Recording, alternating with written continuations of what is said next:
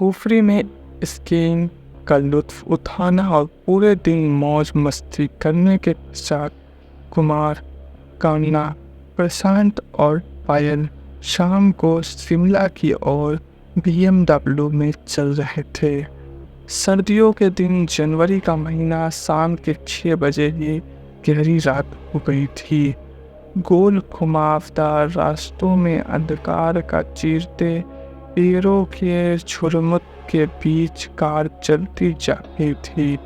सैलानी इस समय सड़कों पर कार चलाते नजर आ रहे थे। टूरिस्ट टैक्सियों भी वापस शिमला जा रही थी। कुफरी की ओर इक्का दुक्का कार ही जा रही थी। बातों के बीच चारों शामिल की ओर बढ़ रही थी। लगभग आधी सफ़र कट गया था। कार स्टीरियो की तेज आवाज़ में हंसी ठिठोली करते हुए सफ़र का आनंद उठाते हुए समय का पता ही नहीं चल रहा था। झटके मारते हुए कार क्यों चल रही हो?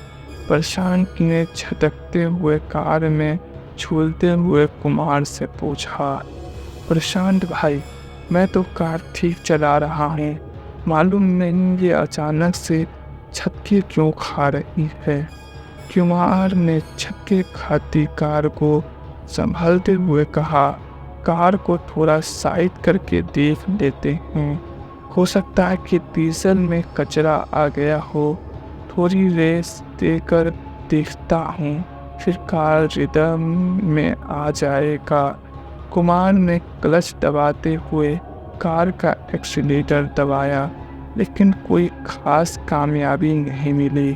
कार झटकती खाते हुए रुक गई। अब क्या करें? चारों के मुख से एक साथ निकला। सभी सोचने लगे कि काली रात के साए में कुछ भी नजर नहीं आ रहा था। सोने पे सुहागा तो धुंध ने कर दिया था। धीरे धीरे धुंध बढ़ रही थी। ठंडक भी धीमे धीमे बढ़ रही थी। कार सड़क की एक साइड पर खड़ी थी। इक्का दुक्का कार टैक्सी आ जा रही थी। प्रशांत बाहर निकालकर मदद मांगने पड़ा। कार में बैठे रहने से कुछ नहीं होगा। कार तो हम चारों का चलाना आता है, लेकिन कार के मैकेनिक गिरी में चारों फैल है। शायद कोई कार या टैक्सी से कोई मदद मिल जाए, कहकर कुमार कार से बाहर निकला। एक ठंडी हवा के तेज झोंके ने स्वागत किया। शरीर में झुरझुरी सी फैल गई। प्रशांत भी कार से बाहर निकला। पायल और कामना कार के अंदर बैठे रहे। ठंड बहुत अधिक थी। दिल्ली निवासियों कुमार और प्रशांत की झुरझुरी निकल रही थी। दोनों की हालत दयनीय होने लगी। थोड़ी देर खड़े रहे तो हमारी कुल्फी बन जाएगी, कुमार ने प्रशांत से कहा। ठीक कह रहे हो, लेकिन कर भी क्या सकते हैं? प्रशांत ने जैकेट की टोपी को ठीक करते हुए कहा। लिफ्ट मांग कर शिमला जाते हैं, कार को यहीं छोड़ते हैं, सुबह शिमला से मैकेनिक ले आएंगे, कुमार ने सलाह दी। ठीक कहते हो, रात का समय था, गाड़ियों की आवाजाही नगण्य थी। काफ़ी देर बाद एक कार आई। उनको कार के बारे में कुछ नहीं मालूम था। वैसे भी कार में 5 सवारियाँ थी, कोई मदद नहीं मिली। 2-3 कारें और आई, लेकिन सभी में पूरी सवारियाँ थी। कोई लिफ्ट ना दे सका। एक टैक्सी रुकी। ड्राइवर ने कहा, जनाब, मारुति, होंडा, टोयोटा की कार होती तो देख लेते, यह तो BMW है। मेरे बस की बात नहीं। एक काम कर सकता हूँ, टैक्सी में एक सीट खाली है। पति पत्नी कुफरी से लौट कर शिमला जा रहे हैं, उनसे पूछ तो एक बैठ कर शिमला तक पहुँचा जाओगा। वहाँ से मैकेनिक लेकर ठीक करवा सकते हो। टैक्सी में बैठे पति पत्नी ने इजाज़त दे दी। कुमार टैक्सी में बैठकर शिमला की ओर रवाना हुआ। प्रशांत कार में बैठ गया। प्रशांत, पायल और कामना बातें करते हैं समय व्यस्त कर रहे थे। धुंध बजती जा रही थी। थोड़ी देर बाद प्रशांत पेशाब करने के लिए कार से उतरा। कामना पायल कार में बैठे बोर हो रहे थे। मौसम का लुत्फ उठाने के लिए दोनों बाहर कार से उतरी। कपाने वाली ठंडी थी। कार में बैठो, बहुत ठंड है, कुल्फी जम जाएगा, प्रशांत ने दोनों से कहा।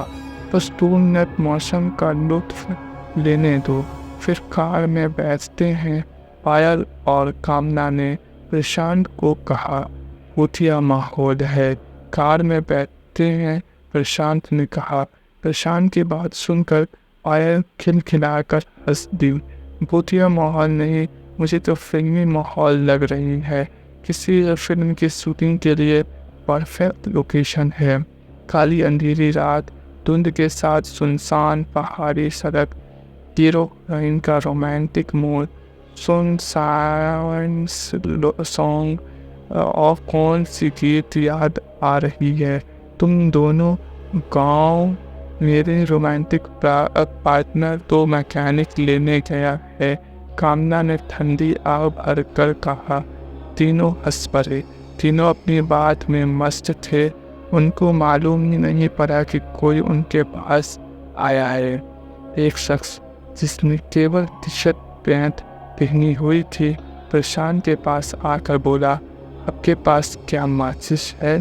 उतना सुनकर तीनों चौंक गए। जहाँ तीनों ठंड से कांप रहे थे, वहीं वह शख्स केवल टी-शर्ट और पैंट पहने खड़ा था। कोई ठंड नहीं लग रहा जय उसे। प्रशांत ने उससे ऊपर से नीचे तक गौर से देखकर कहा, आपको ठंड नहीं लग रही क्या? उसने प्रशांत के इस प्रश्न का कोई उत्तर नहीं दिया, बल्कि बात करने लगा। आप भूतिया माहौल की अभी बातें कर रहे थे। क्या आप भूतों में विश्वास करते हैं? क्या आपने कभी भूत देखा है? नहीं, दिल्ली में रहते हैं, न तो कभी देखा है और न कभी विश्वास किया है भूतों पर। प्रशांत ने कहकर पूछा, क्या आप विश्वास करते हैं? हम पहाड़ी आदमी हैं, हर पहाड़ी भूतों को मानते हैं, उनका अस्तित्व होता है। उस शख्स के भूतों की बात सुनकर कामना और पायल से रहा नहीं गया। उनकी उत्सुकता बढ़ गई। भाई कुछ बताओ भूतों के बारे में, फिल्मी माहौल हो रखा है, कुछ बताओ। उस शख्स ने कहा, देखिए हम तो मानते हैं, अब जैसा कह रहे हैं कि शहरों में भूत नज़र नहीं आते, हो सकता है नज़र नहीं आते होंगे, मगर पहाड़ों में तो अक्सर देखते रहते हैं। कहाँ से आते हैं भूत और कैसे होते हैं, कैसे नज़र आते हैं? प्रशांत ने पूछा। उस शख्स ने हाथ में सिगरेट थी और सिगरेट को हाथों में घुमाते हुए बोला, भूत हमारे आपके जैसे ही होते हैं, वह रोशनी में नज़र नहीं आते हैं। होते कौन है भूत, कैसे बनते हैं? पायल ने पूछा। यहाँ पहाड़ों के लोगों का मानना है कि जो अकस्मात किसी दुर्घटना में मौत के शिकार होते हैं या फिर जिनका कत्ल कर दिया जाता है, वह भूत बनते हैं। उस शख्स ने कहा, क्या वह किसी को नुकसान पहुंचाते हैं, मारपीट करते हैं? प्रशांत ने पूछा। अच्छे भूत किसी को कुछ नुकसान पहुंचाते नहीं। अच्छे मैं चलता हूँ, वो सिगरेट मेरे पास है, आपके पास माचिस है तो दीजिए, सिगरेट सुलगा लेता हूँ। उस शख्स ने कहा। प्रशांत ने लाइटर निकाल कर जलाया। उस शख्स ने सिगरेट सुलगाई। लाइटर की रोशनी में सिर्फ सिगरेट नजर आई। वह शख्स गायब हो गया। लाइटर बंद होते ही वह शख्स नजर आया। तीनों के मुख से एक साथ निकला, भूत। तीनों प्रशांत, पायल और कामना का शरीर अकड़ गया और बेसुध होकर एक दूसरे पर गिर पड़े। अकड़ा शरीर, खुली आंखें, लगभग मृत्यु देह के समान तीनों मिश्रित थे। वह शख्स कुछ दूरी पर खड़ा सिगरेट पी रहा था। तभी वहां आर्मी का ट्रक गुजरा। उसने ट्रक को रोकने का इशारा किया। ट्रक ड्राइवर से देखकर समझ गया कि वह कौन है। ट्रक के आर्मी के जवान उतरे और तीनों को ट्रक पर डाला और शिमला के अस्पताल में भर्ती कराया। कुछ देर बाद कुमार कार मैकेनिक के साथ एक टैक्सी में आया। अकेली कार को देख परेशान हो गया कि तीनों कहाँ गए।